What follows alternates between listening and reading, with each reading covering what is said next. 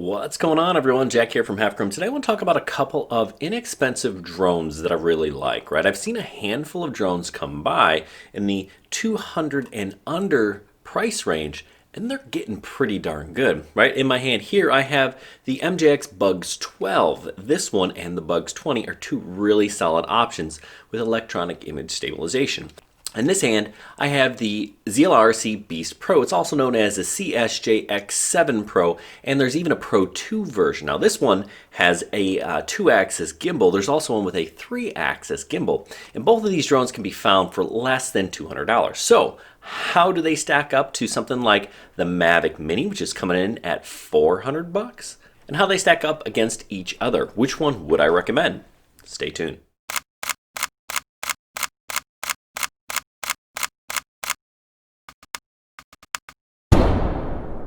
All right, so on paper, these are both very similar drones. They're both foldable, right? They're both about the same size. They're both about 500 and something-ish grams, so you do have to register them. They both have flight times of about 20 minutes, give or take. I think the Beast is a little bit longer, and they both have ranges of about 500 meters. Now, the cameras are both 4K capable, and like I said, this one has electronic image stabilization, the Bugs, whereas the Beast has a gimbal. Now, when you stack these up to the Mavic Mini, they fall short in a lot of those categories. The Mini has a range of about 2.5 miles or 4 kilometers and a flight time of about 30 minutes. Now, the Mini only has a 2.7K camera, but it's on a full 3-axis gimbal, and there's a whole lot more than just resolution when you're looking at camera quality.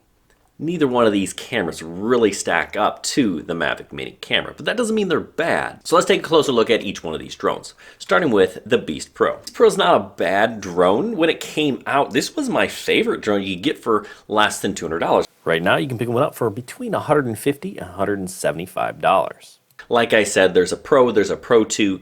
The Pro has a 2-axis gimbal. The Pro 2 has a 3-axis gimbal. So the Pro 2 is going to stabilize a little bit better in the yaw direction as the drone spins.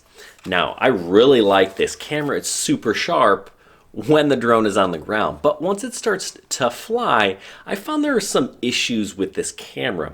It kind of suffers from a little bit of jello, and the bit rate is just really pretty poor, so you get a little bit more stutter than you would. The colors are a little bit darker. I just don't find that they're as true to form as some of the other drone cameras. That doesn't mean they're bad, just not nearly as good as some of the other options out there. But in terms of bang for your buck, it's a good drone for the money, but I still give the edge to the MJX with its electronic image stabilization. Now, the Bugs 12 here is a little bit more expensive, starting at about $190, or you could opt for the Bugs 20, which I have over here behind me. They're basically the same camera, just in two different form factors. This one folds, that one doesn't. That one's a little bit cheaper at about $165. Now, the camera here does sit on isolation mounts, which does help with jello, and the electronic image stabilization is actually pretty good. I like the colors coming out of this better than I do the Beast Pro. But because it's electronically stabilized, it does degrade the image a tiny bit to keep that stabilization going.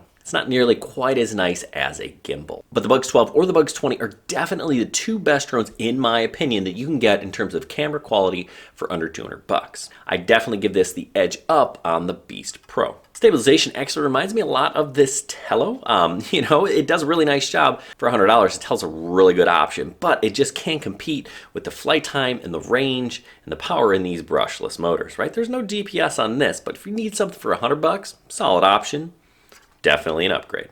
So what about these two versus the Mavic Mini, right? I could buy both a Bugs 12 and a Beast Pro and still have a few dollars left over versus paying the price for the Mavic Mini. But I'd still opt for the Mavic Mini, right? At $400, it's not cheap. It's also not in the same category, right? These are getting better. These sub $200 drones are better, but really, they're not a substitute for the Mini, unless you're just looking for something to start with. These are good starter drones.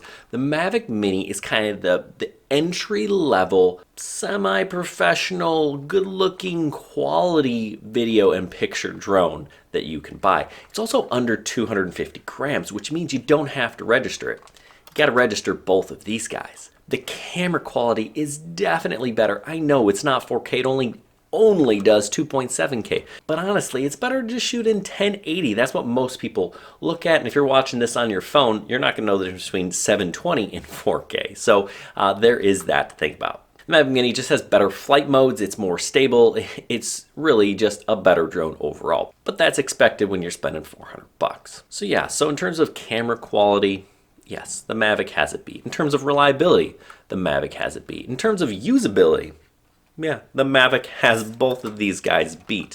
But that doesn't mean these aren't good starter drones, right? So if you just want something to get started and to learn on, they both have orbit modes. They both have follow me. You can do some things with these drones that you just can't with something like a Tello. Good place to start.